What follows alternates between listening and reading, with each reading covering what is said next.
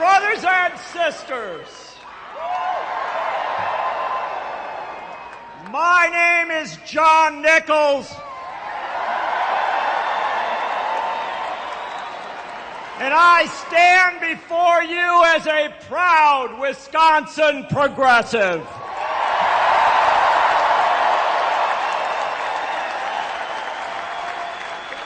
I am here in the tradition of Robert M. La Follette, the Capital Times newspaper, the Progressive magazine, the Wisconsin Idea, and the Wisconsin Uprising of 2011.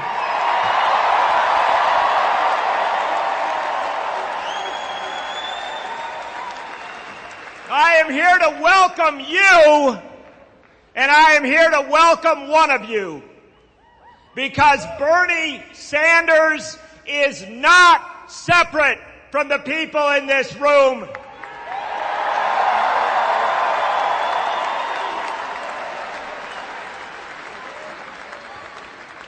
I'm not here to make any endorsements or deliver any grand statements about what you should do in 2016.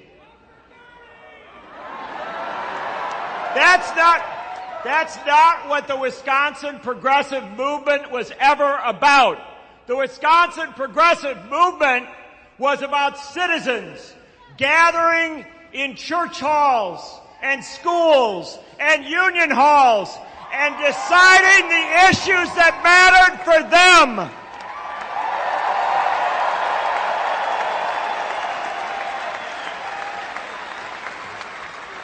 This has always been a people's movement. And when leaders arrive, they come from the people. They don't dictate to the people.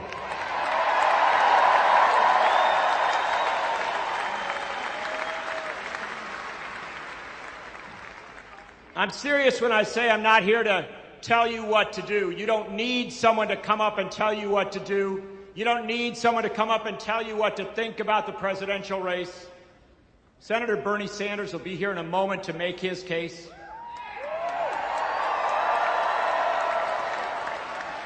His campaign is all over this room. They've given you all sorts of information. They want you to go to BernieSanders.com. They want you to text 82623, pull your phone out and do all that, and type in Bernie and you get updates all the time. They'll tell you all the bells and whistles. I'm not here to do any of that.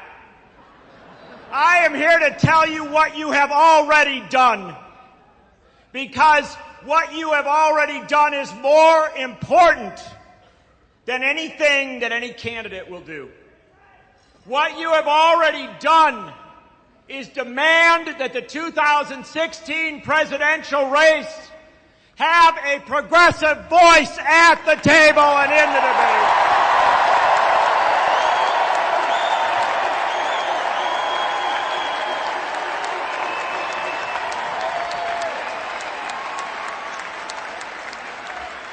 And you demanded that it be someone who came from you, someone who you knew. You demanded that it be someone who has marched with you, someone who has rallied with you, someone who knows Ed Garvey and who has campaigned with Ed Garvey. Ladies and gentlemen, the man who rebuilt the progressive movement in this state, the founder of Fighting Bob Fest, Ed Garvey, right here up front.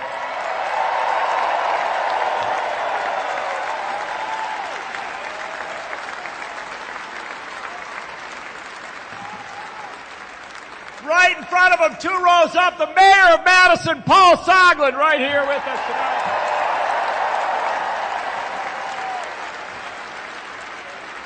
Couple steps away from him, State Senator Fred Risser, the longest-serving legislator in the United States.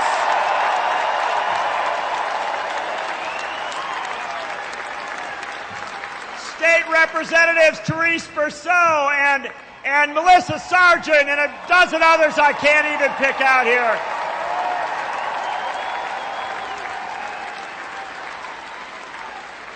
It's a remarkable thing that's going on, and I want you to know that a year ago when Bernie Sanders said to me that he was thinking of running for president of the United States, I had my doubts.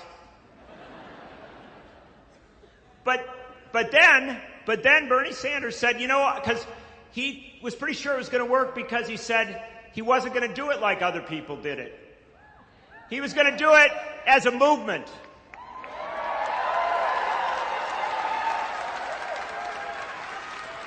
Bernie Sanders didn't make anything. Bernie Sanders is the product of movements that have made everything. People demanded a candidate who would stand up absolutely and unapologetically for organized labor.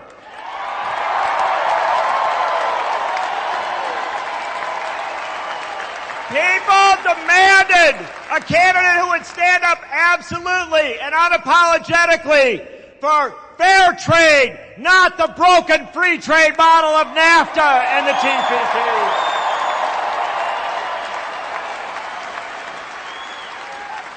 People demanded a candidate who would vote against wars and against the Patriot Act.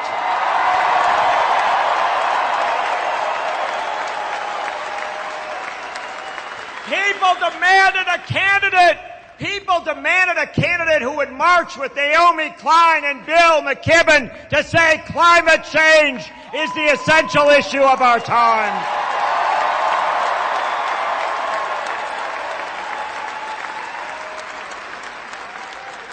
And people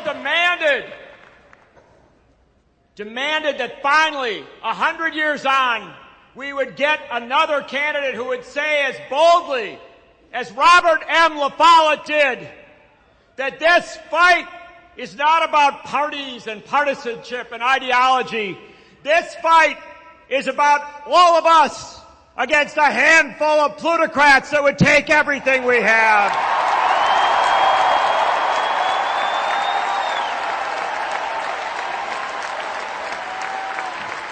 Brothers and sisters, Wisconsin progressives, you demanded a candidate who spoke your language. And ladies and gentlemen, brothers and sisters, please welcome Senator Bernie Sanders.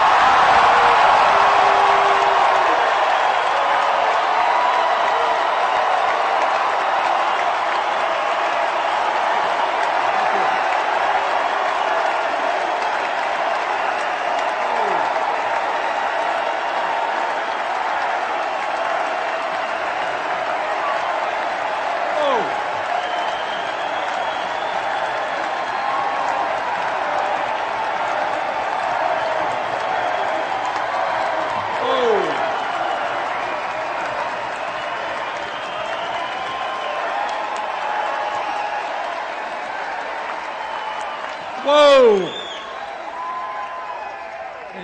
In case you haven't noticed, there are a lot of people here.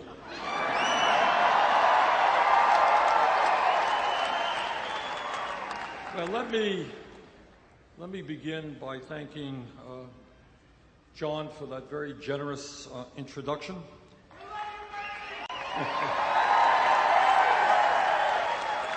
And let me thank my dear friends Ed and Betty Garvey for all the work they've done for Wisconsin and this country for so many years.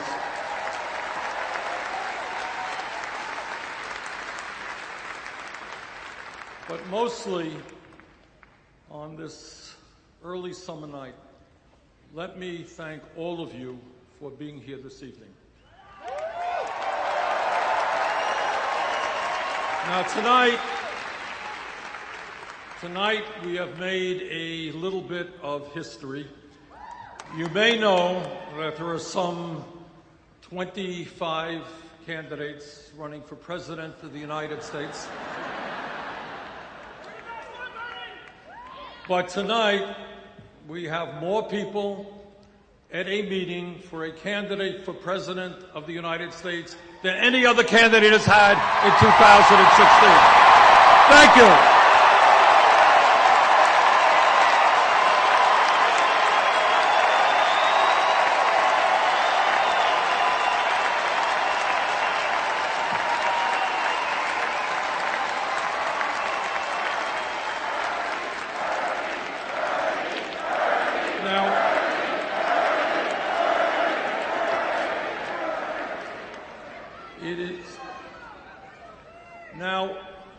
I was shown something yesterday. Apparently, the Wisconsin Republican Party has welcomed me into the state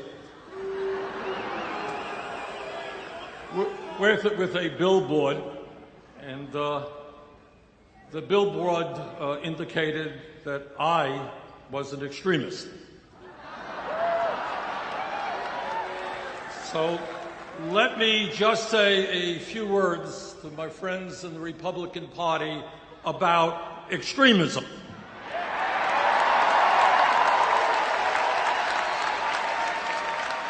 When you deny the right of workers to come together in collective bargaining, that's extremism.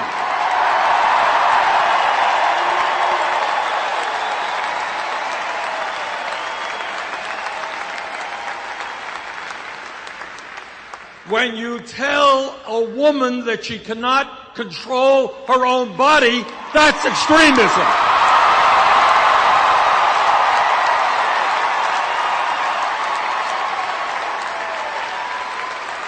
When you think a woman is a child and can't purchase a contraceptive, that is extremism.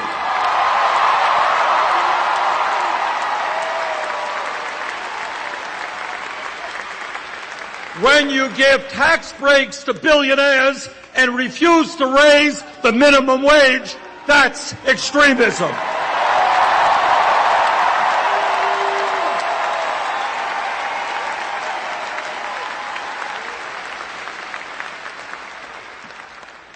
But our views, which represent, in fact, the vast majority of the American people, are a little bit different. We believe that the time has come when people in Wisconsin, Vermont, and all over this country create a political movement which says to the billionaire class, you can't have it all.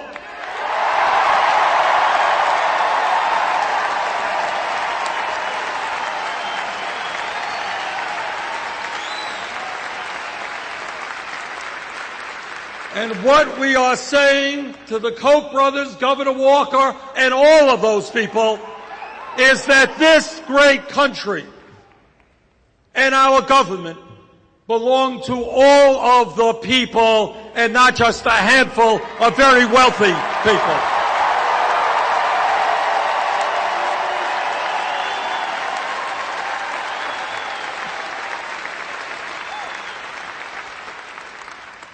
Now, the truth of the matter is that politics in a democratic society should not be complicated. What politics should simply be about is people coming together, taking a hard look at the problems that we face, listen to different ideas, and then go about solving those problems.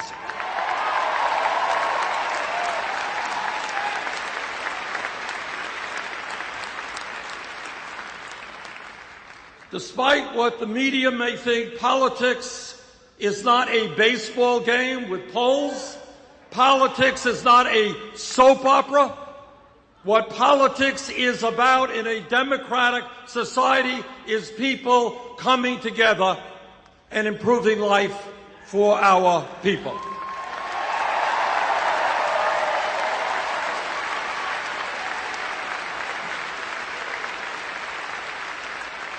And today I want to touch on some of the major issues that are facing our people and talk to you about some ideas as to how we can address those problems. But the first point that I want to make, and John Nichols has already made it, and let me be very clear about this. This campaign is not about Bernie Sanders. It is not about Hillary Clinton. It is not about anybody else. It is about you.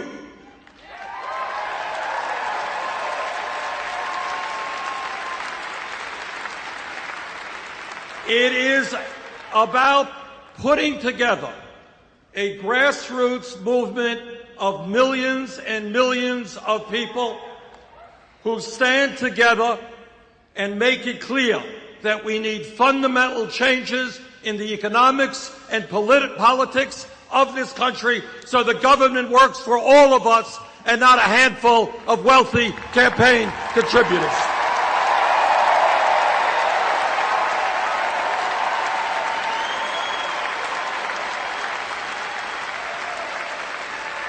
And let me also tell you that in order to win this election, it goes without saying that we need a strong grassroots movement, an unprecedented grassroots movement. But let me say this to you also, and this is something that no other candidate will tell you, and that is that nobody in the White House, no matter how good he or she may be, can address the major issues facing working families and the middle class without an active, politically conscious grassroots movement.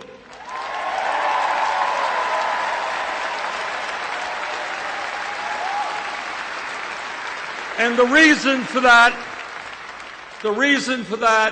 is not complicated. It is that the big money interests, Wall Street, corporate America, all of these guys have so much power that no president can defeat them unless there is an organized grassroots movement making them an offer they can't refuse.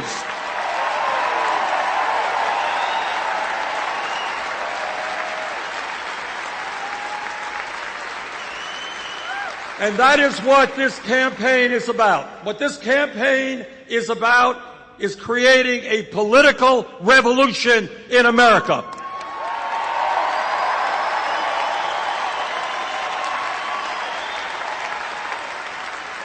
A revolution which takes on the greed of Wall Street and corporate America. A revolution which takes on the reality that the Republican Party is essentially owned by big money interests, and too many Democrats are owned by big money interests.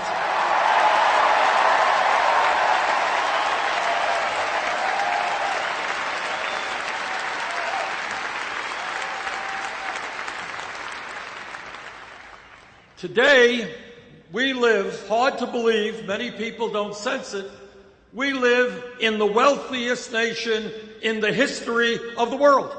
That's where we are today. But most people in this country don't sense that, don't feel that, because almost all of the wealth is being held in the hands of a very few. America today has more income and wealth inequality than any other major country on earth, and the gap between the very, very rich and everyone else is wider in America today than it has been since 1928. The issue of wealth and income inequality, to my mind, is the great moral issue of our time. It is the great economic issue of our time. And it is the great political issue of our time.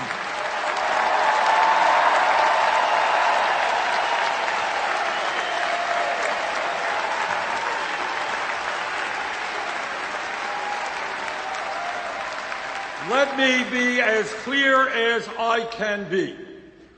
There is something profoundly wrong when today the top 1/10 of 1% own almost as much wealth as the bottom 90%.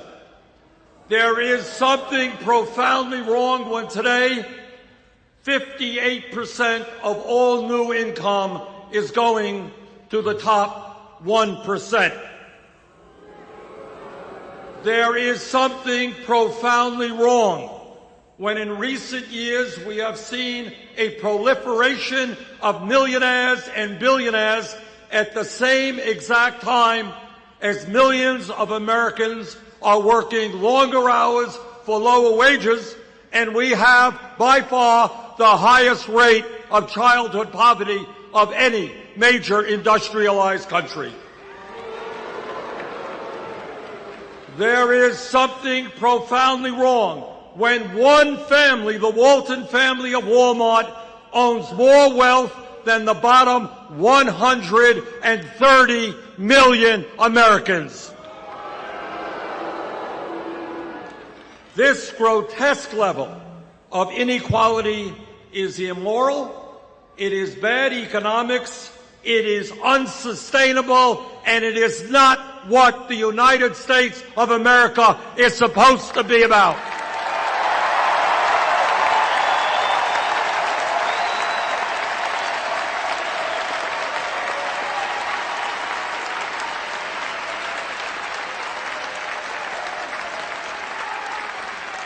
This is a rigged economy, and brothers and sisters, together we are going to change that.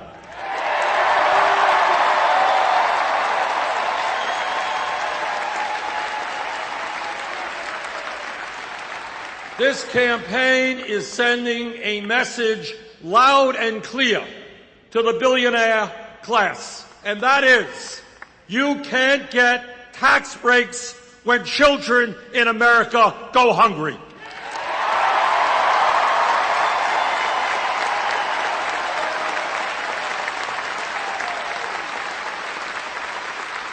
You cannot continue to send our jobs to China when millions of Americans are desperately looking for work.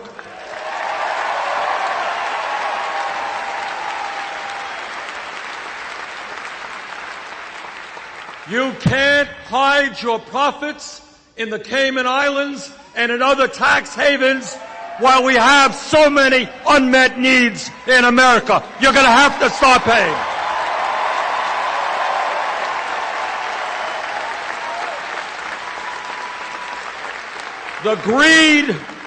The greed of corporate America and the billionaire class has got to end, and we are going to end it for them.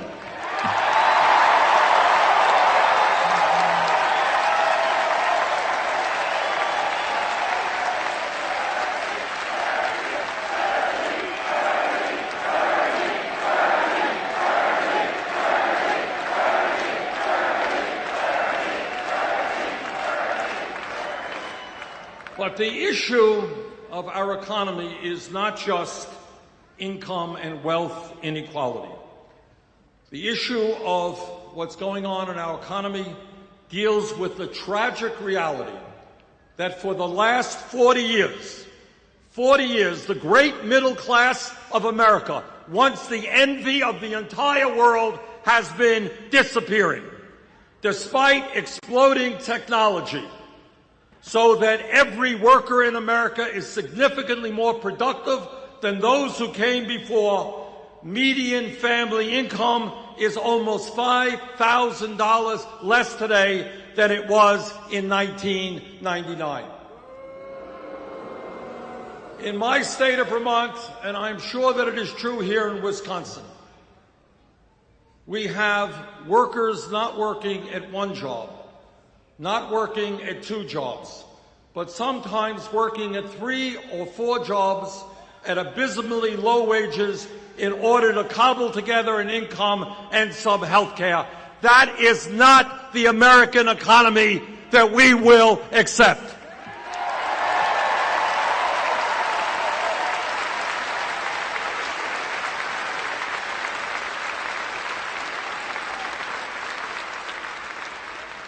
And when you look at the economy, what we have to understand is that every month the government announces a statistic about official unemployment. Currently it is about 5.4%. But if you look at another government statistic, which includes those people who have given up looking for work And those people, those millions of people who are working part-time when they want to work full-time, real unemployment today is close to 11%. That is unacceptable.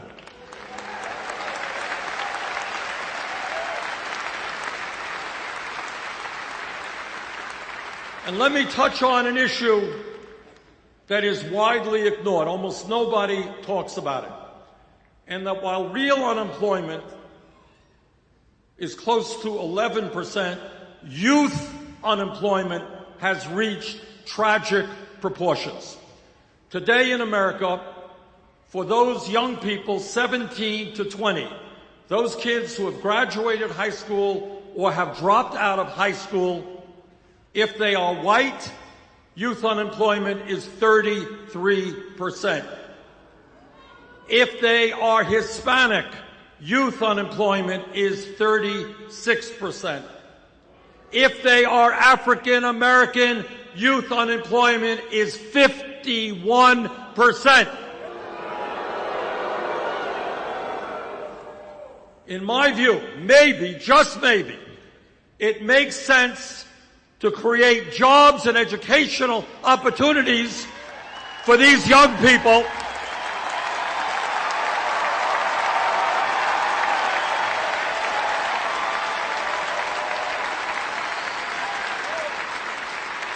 Maybe we should create jobs and educational opportunities rather than more and more incarceration and more jails.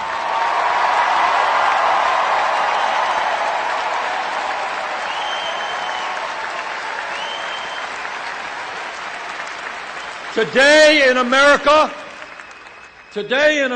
shamefully, we have more people in jail than any other country on earth.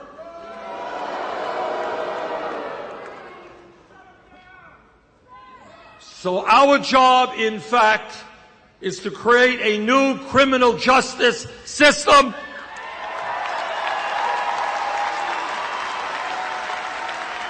Our job is police department reform.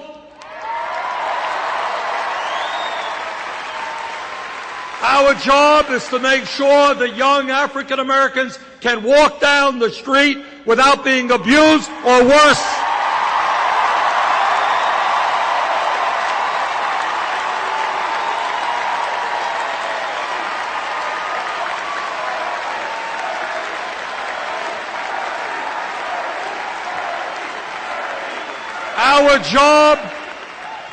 Our job is to have the best educated population in the world, not the country with the most people in jail.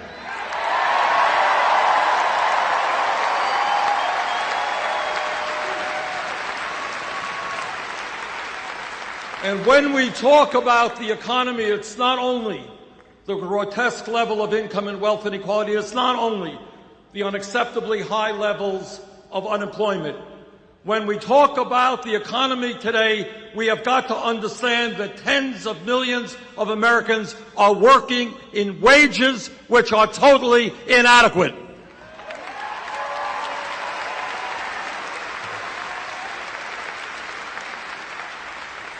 Now, I know that Governor Walker may disagree.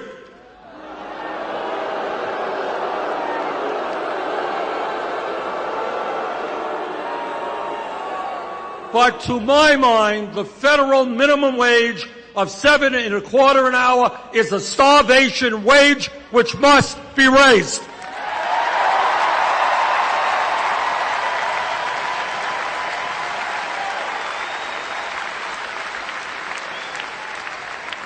The minimum wage must become a living wage, which means $15 an hour over the next few years.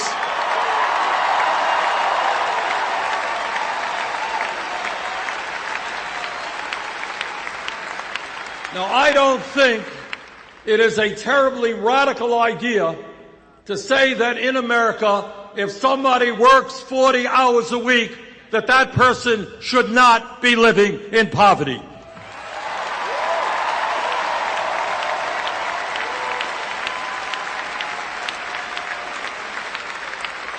And brothers and sisters, a living wage should not only be fair, it should be equitable. There is no excuse for women making 78 cents on the dollar compared to men.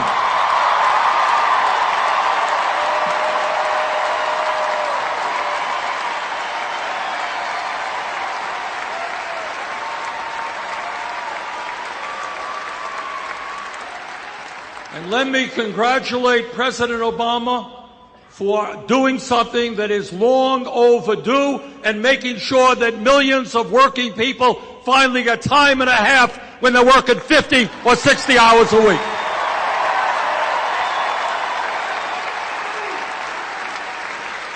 That's an issue that many of us have been working on, and I'm glad the President came through. Now, as some of you may know, many of our Republican friends are very deeply concerned about family values. They love families. And their view of family values is that women should not be able to control their own bodies. Their view of family values is that women should not be able to purchase the contraceptives they need. You know, when I say these things, it really is hard to believe. Can you imagine? And their view of family values is that gay people should not be able to get married.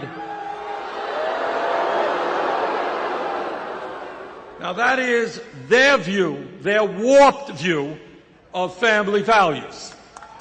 Let me give you another view of family values. I have 4 kids.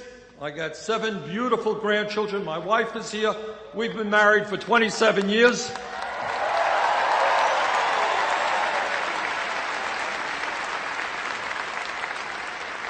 I believe and you believe in the importance of family. And that is why, because we believe in real family values, the United States must end the international embarrassment of being the only major country on earth that does not guarantee workers paid medical and family leave,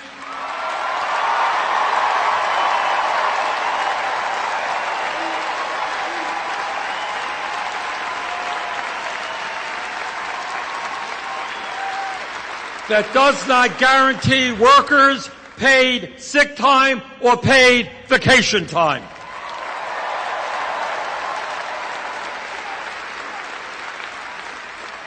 So let me talk a little bit about family values. Today in Wisconsin or in Vermont, a woman is having a baby.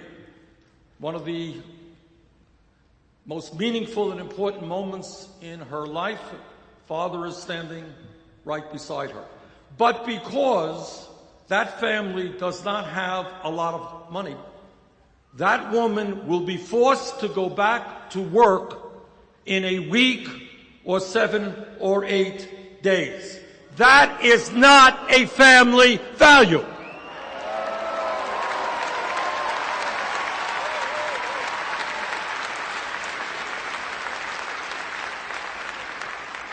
In every other major country, women, regardless of their incomes, and the father as well, are able to stay home with their baby, get to know their baby in the most important moments of their baby's life.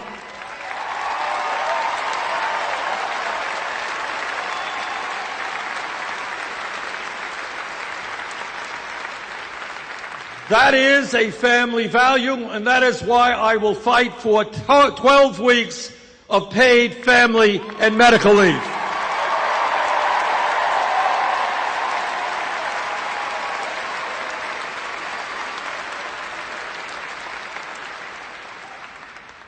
Let me touch on another issue that is almost never talked about at all, but it is an issue of enormous consequence.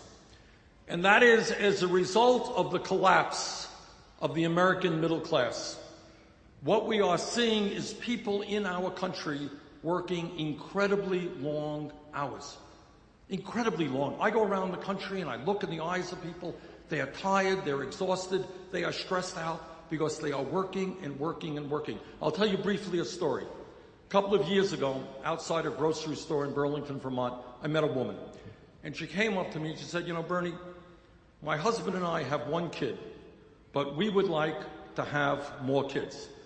But I'm working 3 jobs, he's working 2 jobs, and we do not believe that we can be the parents we should be. So we're putting off having more kids. That story is being told all over America. Today, the American people are working longer hours than the people of any other major country on earth. The Japanese are very hardworking people. We work 137 hours a year more than the Japanese. We work 260 more hours a year than the British, and we work almost 500 hours a year more than our good friends in France. What can we say about the French? Now here's the point, and I say this in order to put where we are today in a broader context. When we were kids in school and we read history textbooks, we saw pictures in those books of workers out on the streets demonstrating 100 years ago, 1910, 1912, 1914. And those workers held up these big banners and the signs. And you know what those signs said? They said, we want a 40-hour work week. What they said is we are not beasts of burden. We want time with our families. We want time for education. We need time for leisure. That was 100 years ago. Today, unbelievably, 85% of working men and 66% of working women work more than 40 hours a week. 100 years have come and gone, and we have lost ground. Now, at the very least, what the United States must do, and I will do as president, is to make sure that every family in this country gets at least 2 weeks off of paid vacation.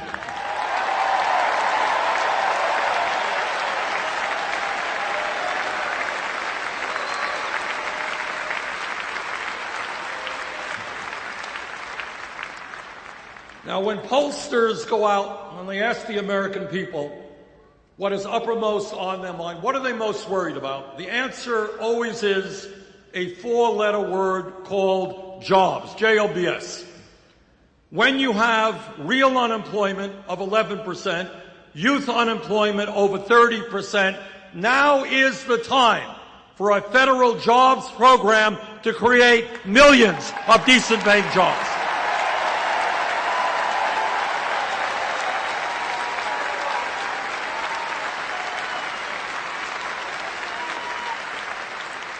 In virtually every state in this country, our infrastructure, our roads, our bridges, water systems, wastewater plants, our rail system, our levees, and our dams need an enormous amount of work. Now is the time to invest in rebuilding our crumbling infrastructure. A $1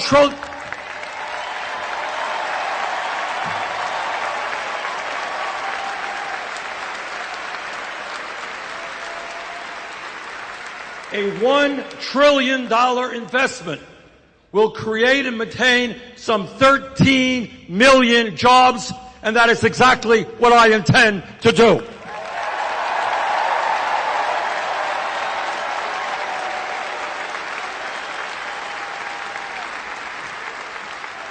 But when we talk about jobs, it's not just the need to create millions of decent paying jobs. It is the necessity to end job loss as a result of disastrous trade policies.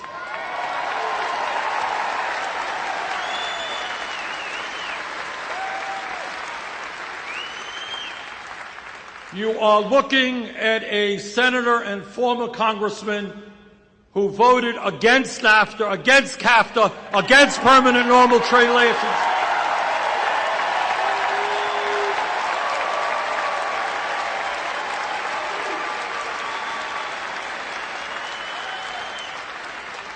And I will do everything that I can to defeat this disastrous TPP.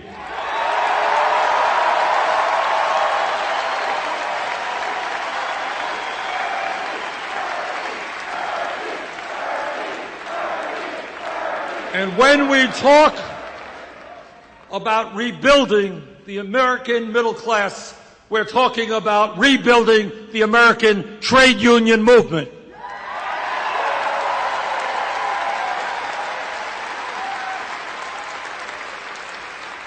There are millions of workers who would like to join unions today but are unable to do so because of illegal actions on the part of their employers. In my view, if 50% plus one of workers in a bargaining unit sign a card asking for a union, they should have that union.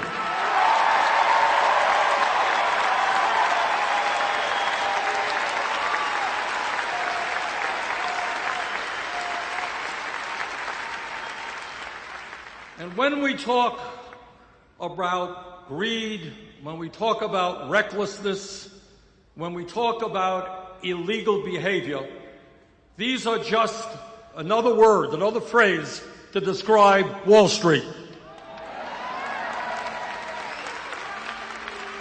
In my view, and this is a hugely important issue for the future of our economy, it is time to break up the largest financial institutions in this country.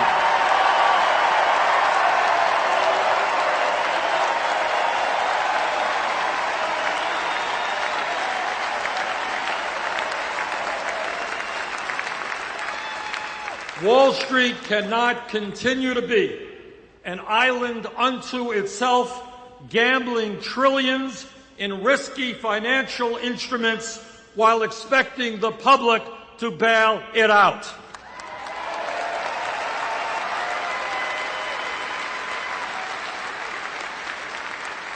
In my view, and we've introduced legislation to deal with this, if a bank is too big to fail, it is too big to exist.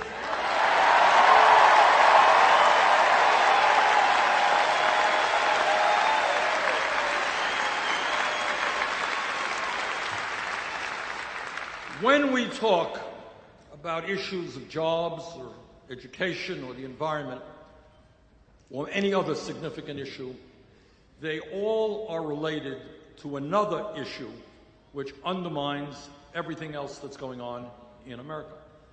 And I think you in Wisconsin are very familiar with this issue. So let me be as blunt as I can be when I tell you what you already know. And that is that as a result of the disastrous Supreme Court decision in the Citizens United case,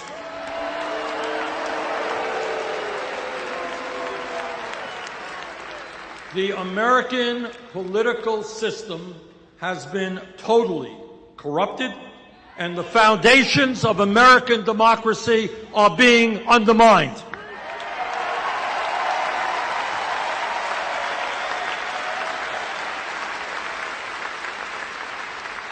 What the Supreme Court said in so many words is they said to the wealthiest people in this country, they said, okay guys, you already own much of the economy. Now we are going to give you the opportunity to own the United States government, and that is what they are trying to do right now.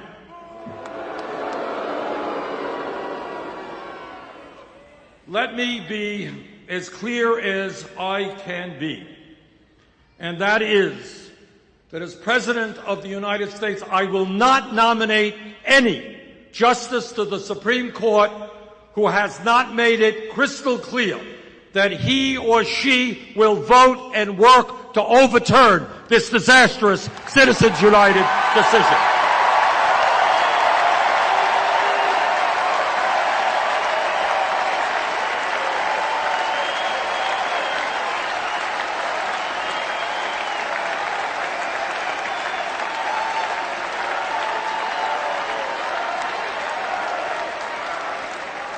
Long-term, overturning Citizens United is terribly important. Passing a disclosure law is very important. But long-term, if we want to see a vibrant democracy where people of any political point of view who want to be in public service can get up and run for office without having to beg rich people for money, we need to move to public funding of elections.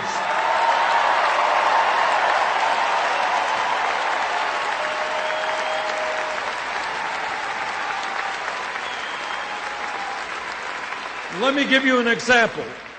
I'll give you an example of how bad the situation is today. According to media reports, which I think are accurate, the Koch brothers alone, second wealthiest family in America, a family that wants to eliminate Social Security, Medicare, Medicaid, public education,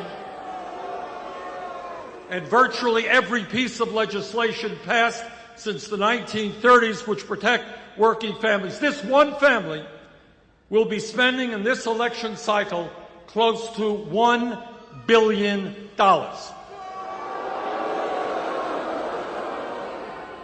And their job and what their money is about is to elect candidates who make the rich richer and everybody else poorer.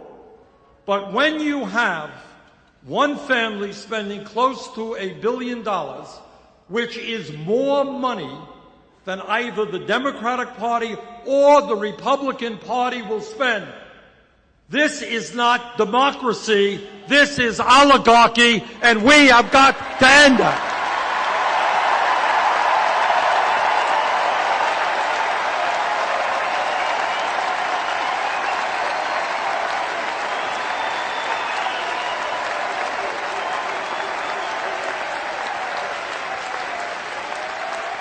Let me also be clear that American democracy means one person, one vote.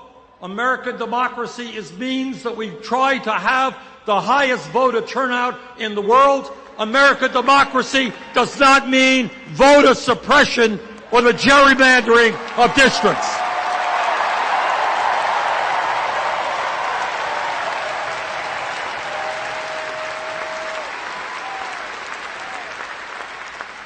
I think everybody here knows that we are living in a very competitive global economy, and that if we are going to succeed, if our economy is going to do well in years to come, we need to have the best educated workforce in the world.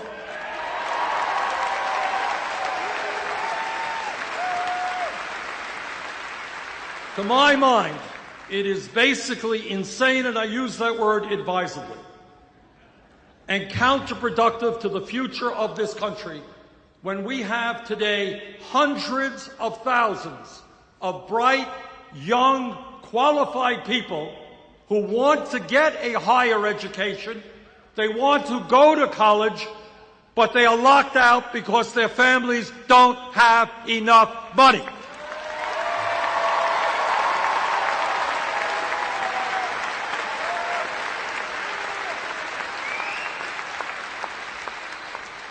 And that is not only pulling the ladder out from under these young people who want to work hard and make it to the middle class, it is not the way you create a growing and vibrant economy when we need doctors and scientists and nurses and teachers and all kinds of well-educated workers. But the issue goes beyond the high cost of college and people not being able to get into college. Today, we have a situation where we have millions of young and not so young people who are shouldering horrendous college debt decade after decade.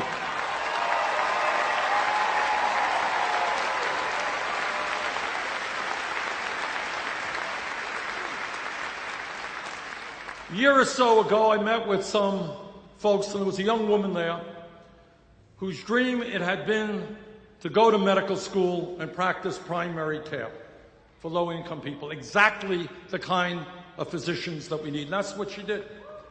And as a result, she left school $300,000 in debt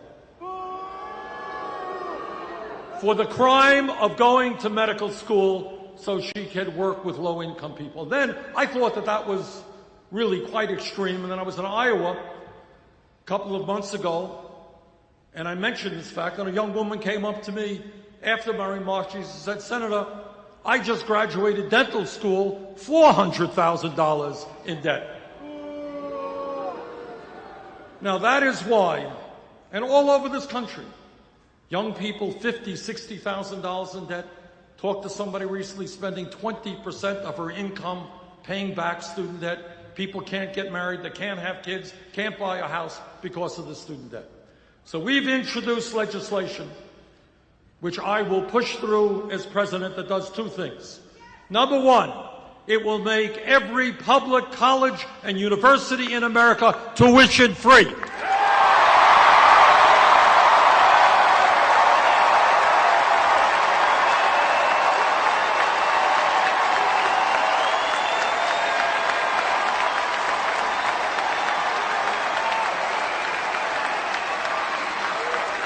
And I want you to know the importance of that concept is not just for kids in the 11th or 12th grade who want to go to college.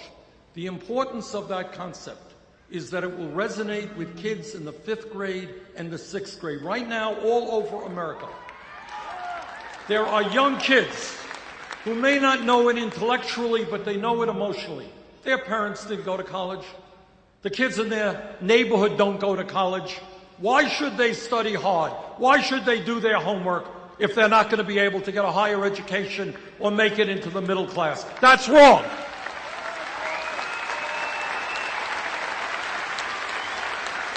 So we are saying to every kid in America, if you study hard, if you do your work, you will, in fact, be able to get all of the education you need, regardless of the income of your family.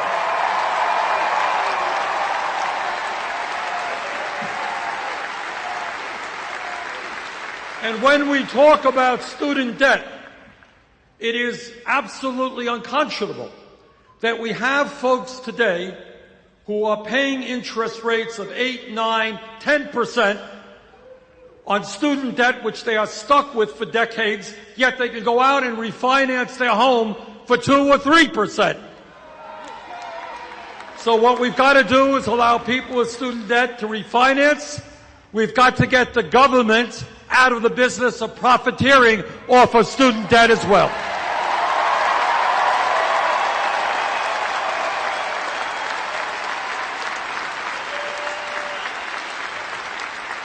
And when we do that, we can cut student interest rates by more than half. Now, when we talk about the major issues facing not only our country, but the world, it is absolutely essential that we talk about our responsibilities as human beings, as adults, as parents, and understand that there is nothing more important than leaving this planet in a way that is habitable for our kids and our grandchildren.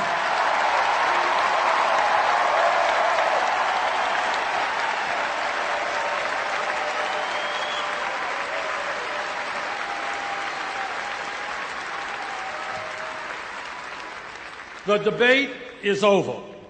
The scientific community has spoken in a virtually unanimous voice. Climate change is real. Climate change is caused by human activity, and it is already causing devastating problems all over our country and all over the world.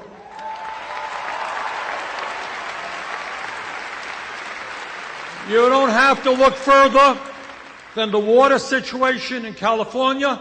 You don't have to look further than what's going on in Pakistan, where people are dying from an unprecedented heat wave.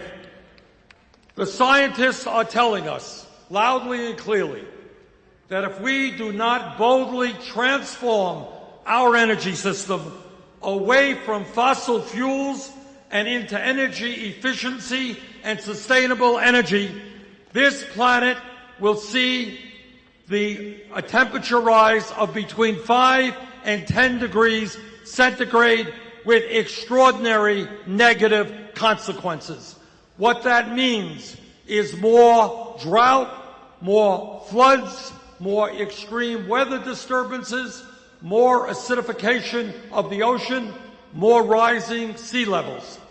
And what the CIA and Department of Defense tell us is that when people around the world don't have food because the land that they are working on is no longer arable, when they do not have enough water, this causes international security issues where people fight each other for limited natural resources.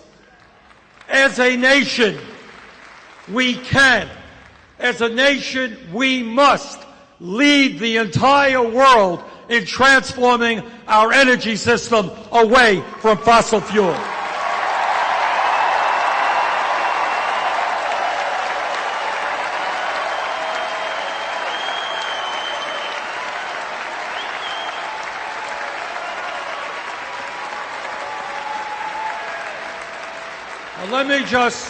Let me just mention something to you that many of you know, and that is today, sadly, tragically, the United States of America is the only major industrialized nation that does not guarantee health care to all people as a right. That is not something that we should be proud of. It is something we should be embarrassed about. Despite the gains of the Affordable Care Act, 35 million Americans continue to lack health insurance, and many more are underinsured with high deductibles and high co-payments. Yet, despite all of that, we continue to spend almost twice as much per capita on health care as do the people of any other nation. In my view, this country must make two fundamental decisions with regard to health care. Number one, in America, health care must be a right for all of our people.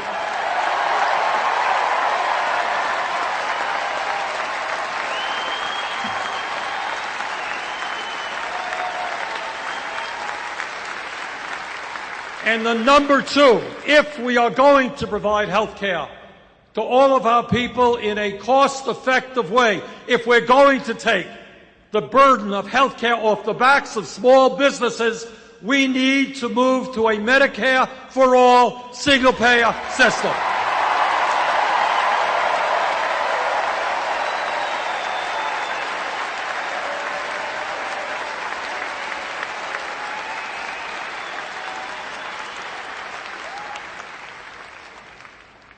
All of you who are here this evening, I think, have an understanding about how real change takes place in our country and has historically taken place. You are aware that change takes place from the bottom on up. It's never from the top on down. People on top are usually the last to know. You are all aware that 100 and more years ago, workers who were working incredibly long hours under horrendous working conditions said enough is enough. We're going to form unions and engage in collective bargaining. And as a result of those efforts, we created a middle class in this country. Workers had decent wages, decent benefits. And politically, because of millions of workers coming together, we passed Social Security, Medicare, Medicaid, and many other programs to help the American people.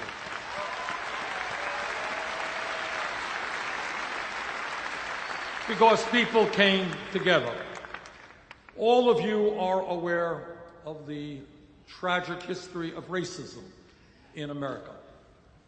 But for a very long time, African Americans and their white allies came together, and they struggled, and they stood up for justice, and they stood up to lynching, and they stood up to segregation, and they stood up to a situation where African Americans couldn't even vote in America.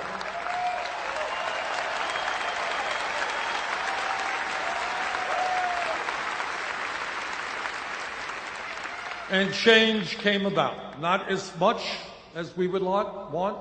We know that we still have racism in America, but as a nation, we should be proud of the fact that in 2008, we elected the first African American to be President of the United States.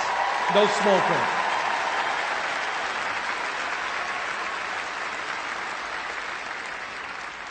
But so many people stood up and fought for civil rights. Didn't happen because of a few. And when we talk about women's rights, we know that women, the suffragettes, Susan B. Anthony and all those folks, went to jail. Some of them died, and they said women in America and around the world will not be second-class citizens.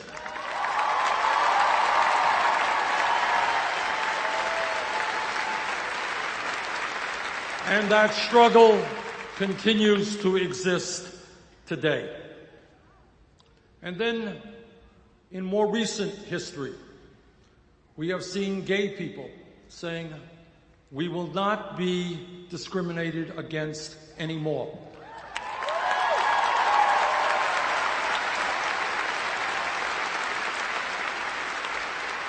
And a huge change swept the country, huge change in consciousness, and said that we are going to treat all of our people with respect and dignity, no matter what their sexual orientation may be.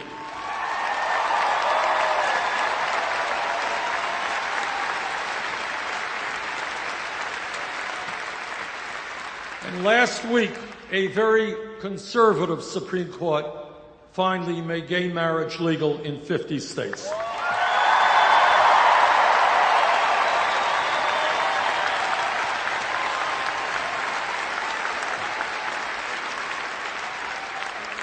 So as a nation, we have a right to be very proud of the successes that we have seen because of the struggles of millions of people to create a less discriminatory society. That's something we should be proud of. Right, we deserve a hand for that.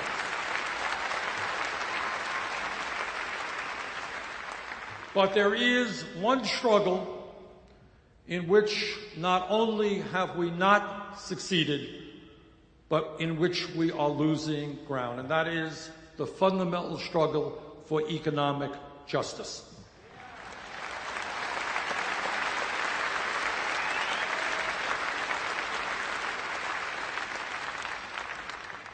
I am, in the Senate, the ranking member of the Budget Committee, which means that I am the Democratic leader on that committee. And I want to give you an example. And I want to speak now not just to the people in this room, but to working class and middle class Republicans in the state of Wisconsin. Because I want you to know what many people do not know. I want you to know what your party, Republican Party, is doing in Washington, D.C. This is what the Republican budget did. And I know something about it because I am the ranking member of this committee. This is what it did. About 2 months ago, this legislation was passed. And this legislation sets the framework for what the appropriations committees will do later on. 35 million Americans have no health insurance. Only major country on earth without health care for all. Republicans decided to end the Affordable Care Act, cut Medicaid by over $400 billion, throw 27 million Americans off of health insurance.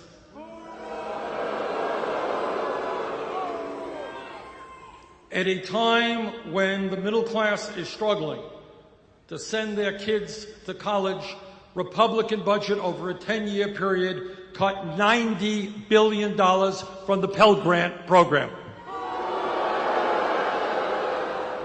At a time when millions of Americans are working 40 or 50 hours a week and are not earning the income they need to adequately feed their family, the Republicans made massive cuts in nutrition programs for hungry people and for children, including the WIC program, which is designed to protect low-income pregnant women and their newborn babies.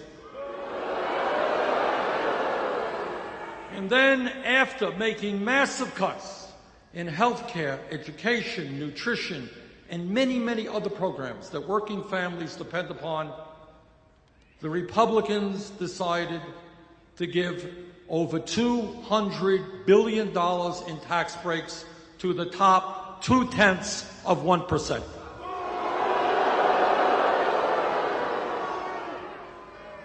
In my view, when we reach out, and what this campaign is about, is to reach out to working families all over this country, including Republicans. Because I believe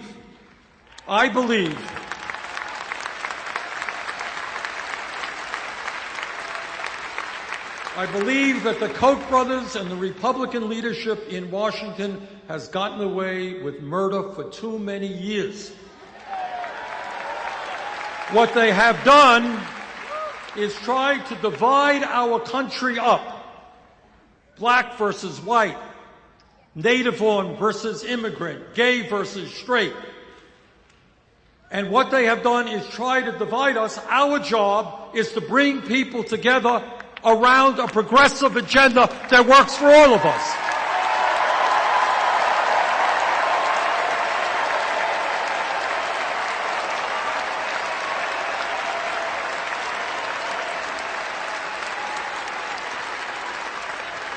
Go out, please, where we need most help, not just in winning this election, but in transforming America, is to create a process by which people stop voting against their own best interest.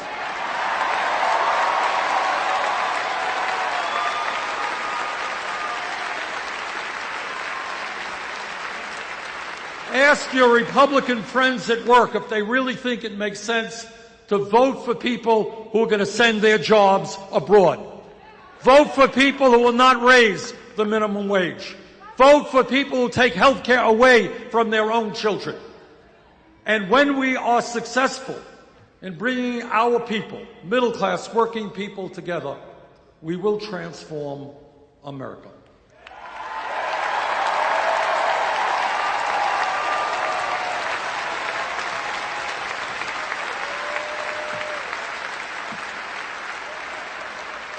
Let me conclude by saying this.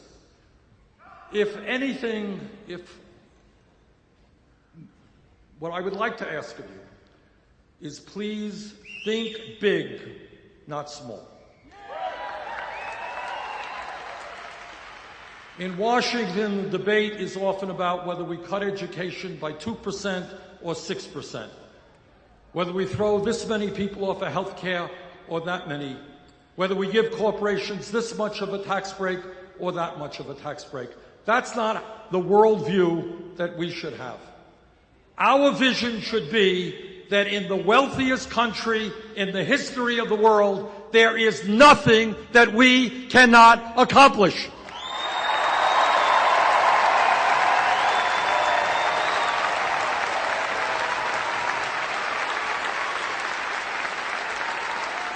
We can provide health care to every man, woman, and child as a right.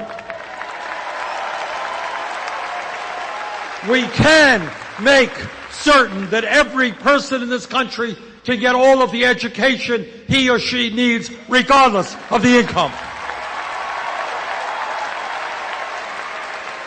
We can create millions of decent paying jobs. We can have the best child care system in the world.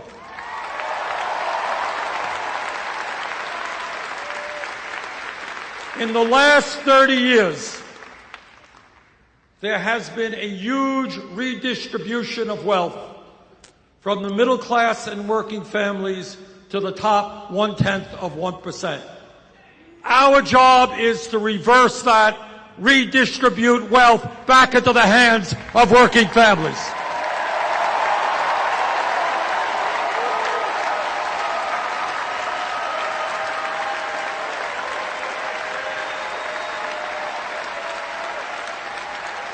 Now, in terms of this campaign, I am more than aware that my opponents will be able to outspend us. They have billionaire backers, they have super PACs, they have a lot of millionaire friends. But we are going to win this election. We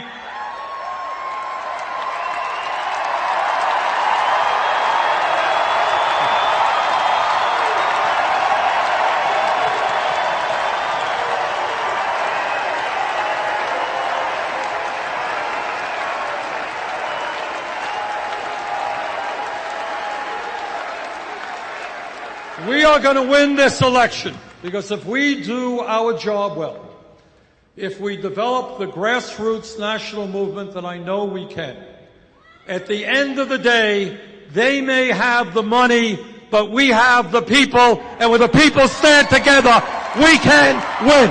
Thank you all very much.